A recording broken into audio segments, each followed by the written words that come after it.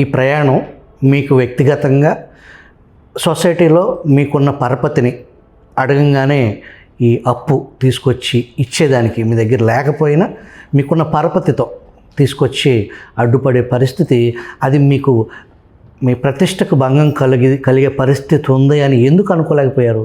అసలు రాలేదండి, నాకు ఆ థాట్ రాలేదు సార్. నాకు ఆ థాట్ రాలే అసలు. ఎందుకంటే ఇతను చెప్పే మాటలు కానీ చేసే ఇది కానీ మాకు ఏమాత్రం అనుమానం రానివ్వలే. ఇతను అసలు బ్యాగ్స్ 50 lakhs. ఒకరోజు మన భుజంగ గారిని పంపించాను, అరే బాబాయ్ నాకు కొంచెం పని ఉందిరా, నేను వెళ్ళి 50 లక్షలు ఇచ్చి వచ్చాను, నువ్వు వెళ్ళి బ్యాగ్ తీసుకుని ఇచ్చిరారా అని. ఇంతకీ మీ బావ ఓటేశారా మొన్న ఎన్నికల్లో? ఎస్, నేను ఫస్ట్ మా బావకి సభాముఖంగా నేను మీ ద్వారా తెలియజేస్తున్నానండి. తెల్లవారి పోలింగ్ స్టార్ట్ అనగా నైట్ 12:30, 1 అయిందండి. అక్కడే శ్రీనివాస్ గారి దగ్గరే ఉన్నాను నేను కూడా. బావా మరి మనం ఓట్ చేయాలి కదా, 5 గంటలకు బయలుదేరి వెళ్ళి ఫస్ట్ ఓట్ చేసుకొని మనం వచ్చేద్దామంటే, బావా కాదు మనం వెళ్తే ఇక్కడ తేడా జరిగిద్ది, సో మనం ఓట్ చేయకపోయినా పర్లేదు ఇక్కడే ఉందామని చెప్పేసి 6:30కి పోలింగ్ స్టేషన్స్కి బయలుదేరాం ఇద్దరం. ఓకే, నేను డ్రైవింగ్, శ్రీనివాస్ గారు నేను యాక్చువల్ డ్రైవర్ ఉన్నాడు అంటే, బావా కాదు డ్రైవర్ తర్వాత వస్తాడు, మన వెనక వస్తాడు, నువ్వు తీసుకో డ్రైవింగ్ అన్నాడు. నేను పక్కన శ్రీనివాస్ గారు, వెనక శ్రీనివాస్ గారి తమ్ముడు కొడుకు, మేము ముగ్గురు కారులో బయలుదేరాము. సెంటిమెంట్గా అయిపోయింది. ఒక అరగంట తర్వాత డ్రైవర్ వచ్చి జాయిన్ అయ్యాడు మాతో.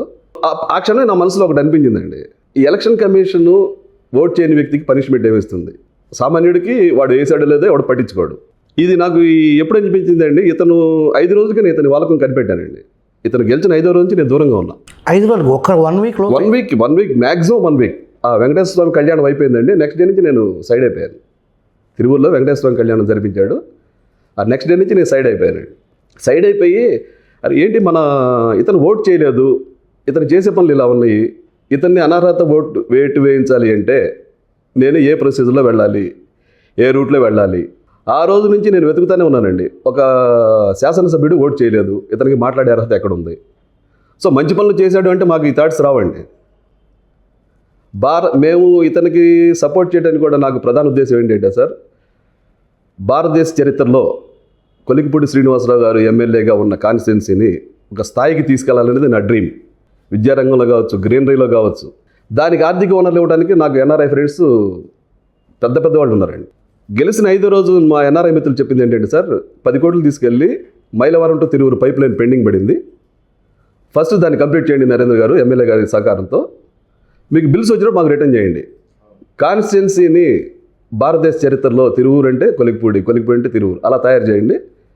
మీరున్నారు, మాకు భయం లేదు, ఎందుకంటే మిమ్మల్ని మేము ఎప్పటి నుంచో చూస్తున్నాము, మీకు ఆ విజన్ ఉంది, శ్రీనివాస్ గారి చేత చేయించే కెపాసిటీ మీ ఒక్కడికే ఉంది, మీ ఒక్కడి మాట శ్రీనివాస్ గారు వింటారు అని వాళ్ళంతా సపోర్ట్ చేశారండి మాకు. వెనక్కి వెళ్దాం కొంచెం. ఈ అమరావతి ఉద్యమం నేపథ్యంలో మొదటిసారి అమరావతి ఉద్యమం గురించి మాట్లాడటం టీవీ డిబేట్స్, తన ఇన్స్టిట్యూట్ అమరావతి ఉద్యమం కోసం నేను క్లోజ్ చేశాను అనే దాంట్లో నిజం ఉందా? పచ్చి అబద్ధం. ఇదే విషయంలో మీకు కూడా నేను పంపించానండి. విక్రమ్ పోలా గారితో కొలికిపూడి శ్రీనివాస్ గారు ఇంటర్వ్యూ చేశారు. నేను విక్రమ్ పోలా గారితో కూడా వాట్సాప్ కాల్లో మాట్లాడాను. సార్, ఆయన మీడియా పరంగా ఛాలెంజ్ చేశాడు, ఉద్యమం కోసం అన్నీ వదులుకొని పోరాడిన వ్యక్తులు ఎవరు ఉంటారండి, నేను మాట్లాడతాను అన్నాడు. ఎవరు ఉద్యోగం వదిలేసి ఉద్యమం కోసం పోరాటానికి మేము అతన్ని రమ్మనలేదండి. అతను ఎందుకు వచ్చాడనే దానికి నేను చెప్తాను సమాధానం. పూర్తిగా అప్పుల్లో మునిగిపోయి అప్పులు వాళ్ళు వెంట పడుతుంటే ఏమి చేయాలో దిక్కు తోచని పరిస్థితుల్లో ఉద్యమంలోకి ఎంటర్ అయ్యాడు. ఒక బంగారు బాతులాగా దొరికింది ఉద్యమం అతనికి. బాగా ప్రెజర్ ఎక్కువైనప్పుడు పాదయాత్ర స్టార్ట్ చేస్తాడు కలెక్షన్స్ కోసం. ఇప్పుడు నేను చెప్పే ప్రతి మాట కూడా అండి శ్రీనివాస్ గారికి చూడాలి, ఆయన వినాలి, నా ప్రతిదానికి సమాధానం చెప్పాలి. నేను గత 4 నెలల నుంచి ఆయనకి వాట్సాప్కి పెడుతున్నాను. నేను ఏదైతే మీతో మాట్లాడుతున్నానో అతని వాట్సాప్కి పెడుతున్నా. నేను వాళ్ళ ముందు వీళ్ళ ముందు చెప్పడం కాదు, డైరెక్ట్గా శ్రీనివాస్ గారి వాట్సాప్కి పెట్టే మెసేజ్లు. నేను నా వాట్సాప్ ఆయన వాట్సాప్ చాటింగ్ తీయండి, మీకు తెలుస్తుంది. అమరావతి ఉద్యమం ఉవ్వెత్తున ఎగుస్తున్న దశలో అక్కడ 2 జేఏసీలు ఉన్నాయి. ఒకటి రైతు జేఏసీ, ఒకటి ఈ ఉద్యమాన్ని ముందుకు తీసుకెళ్ళడానికి పాదయాత్రలకు సంబంధించి ఒక కమిటీ జేఏసీ. ఈ రెండింటిలో మీ బావగారి స్థానం లేకపోవడానికి కారణం ఏంటి? స్థానం ఇచ్చేవాళ్ళేనండి. ఒక 3 months తర్వాత ఏం జరిగిందనేది మాకెవరికి అర్థం కాల.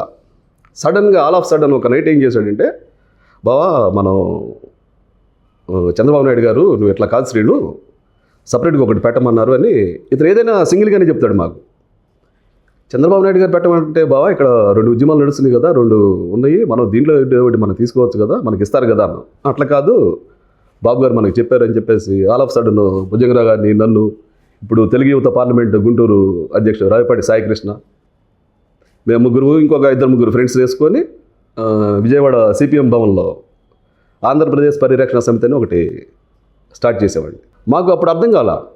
తర్వాత అలా ఇతనితో జర్నీ చేసే టైంలో ఆంధ్రప్రదేశ్ పరిరక్షణ సమితి ఎందుకు పెట్టాడరా అండి ఆరా తీస్తే, మందడానికి సంబంధించిన ఒక రైతు నాయకుడు, నువ్వు ఎక్కడ కనిపించినా సరే బట్టలు ఓడదీస్తూ అంతా నేను అని వార్నింగ్ ఇవ్వడం జరిగింది. అతను 11 గంటలకు రమ్మంటే ఇతను 10 గంటలకు వెళ్ళాడండి అతని దగ్గరికి. మాకు అర్థం కాలేదు ఎందుకు వచ్చింది. కాలక్రమేణా ఓహో సిచ్యువేషన్ ఇది. తర్వాత మేము వెనక ఆ నేపథ్యం ఏంటి, ఎందుకు ఆ రైతు వార్నింగ్ ఇచ్చాడు అట్లా? ఆడవాళ్ళ వ్యవహారంలో ఇతను తలదూర్చాడు. ఒక 2 ఆడవాళ్ళ మధ్య జరిగిన సంభాషణని ఇతను పబ్లిక్ చేశాడు ఫేస్బుక్లోకి, వీటిలో. ఆ సందర్భంలో ఆ మహిళా రైతు సూసైడ్ అటెంప్ట్ చేసిందండి. సూసైడ్ అటెంప్ట్ చేయటం మూలన ఏంటి అని తీస్తే ఫలానా. ఓకే, ఇతను కంగారుగా తత్తరపాటుతో గంట ముందే వచ్చాడు ఇతని దగ్గరికి. గౌరవించి నీకు వార్నింగ్ ఇచ్చి పంపిస్తున్నాం, ఇంకొకసారి కనపడితే ఊరుకోమని. అది మొదలండి. ఏ ఉద్యమ సభలో కొన్నా ఎక్కడ ఇతను స్పీచ్ ఇచ్చింది లేదు, పాల్గొంది లేదు. మేము అడిగేవాళ్ళం, బావ ఏంటి మనం అక్కడికి వెళ్దాం ఇక్కడికి వెళ్దాం సభలకి వెళ్ళి మాట్లాడుతుంటే, కాదే బావ రండి అనేవాడు. సరే మేము అతను ఫాలోవర్స్వే కానీ అతన్ని కమెంట్ చేసేవాడిని, డబ్బులప్పుడే కమెంట్ చేసేవాడిని, ఎంత కావాలో చెప్పు అనేవాడిని. అంతకుమించి వేరే అతని నాలెడ్జ్ అట్లా ఉందనుకునేవాళ్ళం, అందుకని అతన్ని ఫాలో అయ్యేవాళ్ళం మేము.